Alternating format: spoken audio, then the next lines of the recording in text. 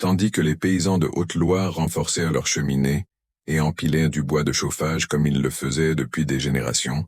Un homme solitaire érigeait des murs sans cheminée, sans poêle, sans espace pour un feu. Damien Sarnay, immigrant des hauts plateaux d'Asie centrale, silencieux, méticuleux, étranger, les villageois passaient à cheval, juste pour le voir de leurs propres yeux. Il avait construit une maison au mur de près d'1 mètre d'épaisseur, remplie de laine brute avec des tuyaux en terre cuite à l'intérieur, mais sans cheminée, pas de fumée, pas de chaleur apparente. Il va geler avant Noël, murmura Vaughan. Il construit sa propre tombe. Raille un autre. Damien ne dit rien. La première neige est tombée plus tôt que d'habitude. Le froid s'est installé implacablement. Aucune fumée à l'horizon. Et l'hiver n'avait même pas encore commencé. Mais le doute, lui, se répandait déjà comme le givre. En cet automne sec de 1891, les villages du Massif central suivaient un modèle incontestable. Maisons en pierre ou en bois, cheminée centrale et poêle à bois au cœur du salon. C'était la tradition, c'était la survie. L'été était une période de labeur frénétique. Couper, sécher, empiler le bois, avoir suffisamment de bois de chauffage jusqu'en mars, était une question de survie. Chaque fissure colmatée était une chance de plus de se réveiller en février. Personne ne l'a remise en question. Pas même Damien. Il arriva avec sa femme, Anara, une charrette recouverte d'une bâche sale et des sacs de laine de mouton. Il paya comptant un bon terrain au bord d'un ruisseau. Et il commença à construire ce que personne ne reconnaissait comme une maison. Le premier signe d'étrangeté fut le large puits en pierre, creusé loin du bâtiment. Un fumoir, osa un paysan. Ou une fosse commune. La maison grandissait en silence. Double paroi, bois à l'extérieur, terre crue à l'intérieur. Un espace vide d'environ 1 mètre entre les deux, rempli de laine compressée, et des tuyaux en terre crue, des tas de tuyaux, mais pas de cheminée, pas de poêle, aucune chaleur visible. Dans la taverne du village, les murmures se transformèrent en rires. Le Mongol bâtit une maison sans feu. Même les loups vont rire de lui. Damien n'était pas un voisin. C'était une étrange erreur sur la carte. Le seul à s'être approché fut Émile Charbonnier, le propriétaire des terres voisines. « Tu vas faire ton feu dehors, c'est ça ?»« Oui. » La chaleur entre par les tuyaux. Et la fumée, elle reste dehors. Émile ne rit pas, mais il n'y croyait pas non plus. Fin octobre, alors que l'hiver approchait, Anara toucha le mur de l'intérieur. Il était chaud, pas comme une fournaise, mais vivant, constant. Damien allumait un feu dehors pendant 2 à 3 heures par jour. La chaleur se propageait dans les tuyaux, s'infiltrant lentement à l'intérieur. Elle s'engouffrait dans les murs, et y restait piégée. Il n'a fait aucun bruit. Il n'a produit aucune fumée. Il a seulement chauffé. Le village riait moins, et observait davantage. Au petit matin du 12 janvier, le vent hurlait comme des lames. Les toits craquaient. Le thermomètre d'Émile affichait 29 degrés. Dans les foyers traditionnels, les hommes se relayaient pour veiller à ce que le feu brûle. Les enfants dormaient près du poêle, les yeux recouverts de couvertures. Mais chez Damien, le silence. Aucun mouvement, aucun bruit. Émile enfourcha son cheval et s'y rendit. Il frappa à la porte. Anara ouvrit la porte. Vivante, en silence. L'intérieur était paisible, ni glacial, ni caniculaire. Vivant. Comment ? Murmura Émile en appuyant ses doigts contre le mur. Chaud. Damien apparut. Il ne dit rien. Il se contenta d'acquiescer. L'hiver n'est pas fini, dit Émile. On verra comment ça se termine. Quand le froid perd, le froid persistait. Le 16, les cloches de l'église gelèrent. Mais dans la maison sans cheminée, la chaleur demeurait. Même lorsque les choses tournèrent mal, comme ce matin où du bois humide a ruiné le cycle, Anara rallumait le feu toute seule, déterminée. La chaleur est de retour. Dans le village, plus personne ne riait. Certains ont cessé d'empiler du bois et ont commencé à se renseigner. D'autres se sont contentés d'observer, comme ceux qui font face à une nouvelle vérité irréversible. Damien n'a jamais essayé de convaincre qui que ce soit. Il a survécu de justesse. Et l'hiver, vaincu, restait dehors. Au bout de la 2e nuit, 2 veaux, ont été retrouvés morts dans l'étable. Le lait avait gelé dans les seaux avant même d'atteindre la réserve. Mais rien n'était pire que la troisième nuit. Vers 3 heures du matin, la cheminée de la maison Charbonnier s'effondra. Émile se réveilla, non pas à cause du froid, mais à cause de l'odeur. La fumée, ne pouvant s'échapper, envahit la maison.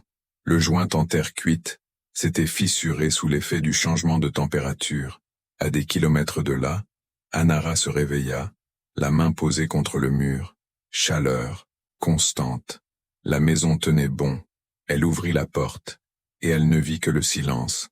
La neige nous arrivait aux genoux. L'air était glacial. Mais le pire, c'était le silence.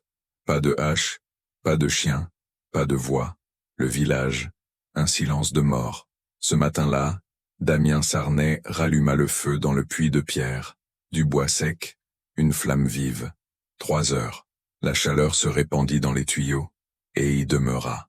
À midi, un autre son déchira le silence. Des sabots, un cheval, et un homme. C'était Émile Charbonnier, épuisé, le visage brûlé par le vent. Dans ses bras, un être vivant, le fils du contremaître. Il toussait, tremblait, enfoui sous les couvertures et la peur. Anara partit avant même que Damien n'atteigne la porte. Elle vit l'enfant. Elle regarda Damien. Émile ne parla pas de fierté, ni de rire passé. Il dit simplement « Le poêle ne suffit plus. La fumée est de retour. Ils ne peuvent pas supporter une autre nuit. » Damien observait. Le garçon, le froid, le ciel. Et il a laissé la porte ouverte. Non pas par charité mais par logique. La maison était chaude. L'air était pur. La vie était possible. Le garçon dormait paisiblement. Anara préparait une soupe épaisse sur un petit brasero sous une bâche. Émile ne toucha pas à la nourriture. Il resta assis, adossé au mur, et pleurait en silence. Cette nuit-là, Damien ralluma le feu, sans explication. La chaleur pénétra, constante, silencieuse. C'était la première nuit où une autre famille y dormait, et survivait sans avoir à alimenter le feu pendant la nuit. Le lendemain matin, la température chuta à 40 degrés. Les journaux en parlèrent, mais personne n'avait besoin de chiffres.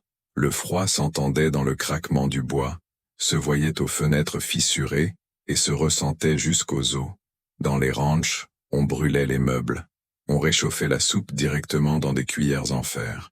Les gens dormaient entassés dans une seule pièce. Chez les charbonniers, la cheminée avait de nouveau cédé. Tous se blottissaient les uns contre les autres dans la cuisine, entre la faible chaleur et le danger bien réel. Avant l'aube, Émile sella son cheval. Il emmena sa femme et ses enfants chez Damien. Anara ouvrit la porte sans qu'il ait besoin de frapper. Aucune explication, juste une reconnaissance. Le même jour, 2 autres familles sont arrivées. Personne n'a demandé la permission. Elles sont simplement venues. Damien a rallumé le feu à 3 reprises. Les murs ont tenu bon. Anara prépara ce qu'il fallait. Tous mangèrent en silence, baignés d'une chaleur constante. 9 personnes ont dormi sous ce toit, sans cheminée. La maison respirait, vivante, silencieuse, chaleureuse. À l'approche de l'aube, l'un des murs, celui de l'ouest, le plus exposé, commença à se refroidir. Anara l'a remarqué en premier. C'était différent. Damien se leva. Il alluma le feu, mais le bon bois de chauffage commençait à manquer. Il ne lui restait que sa réserve personnelle rangée sous le lit. Il n'hésita pas. Il transporta bûche après bûche jusqu'au puits. Il le ralluma avec précision.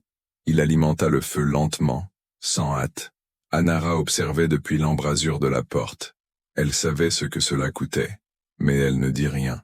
La chaleur est revenue. Le mur a réagi. La maison a tenu bon.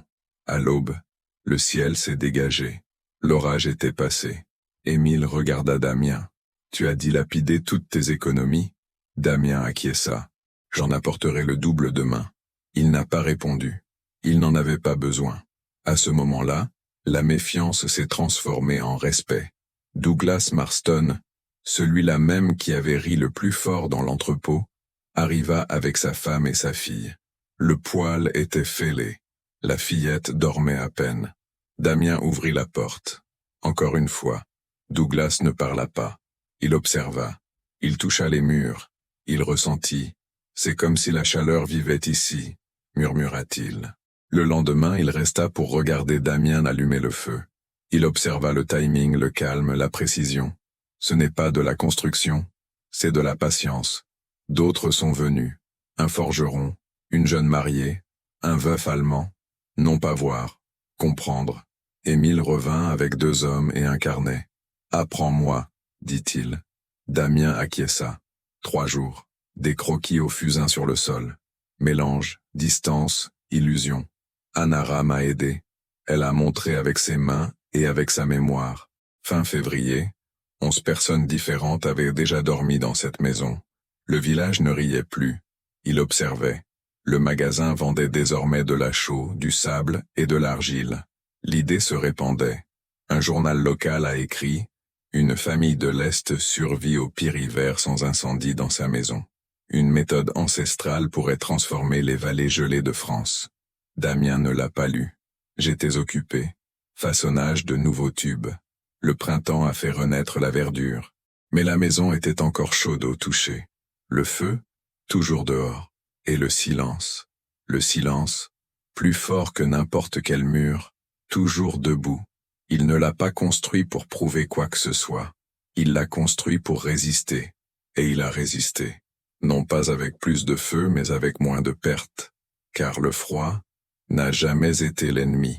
Oui, c'est du gaspillage.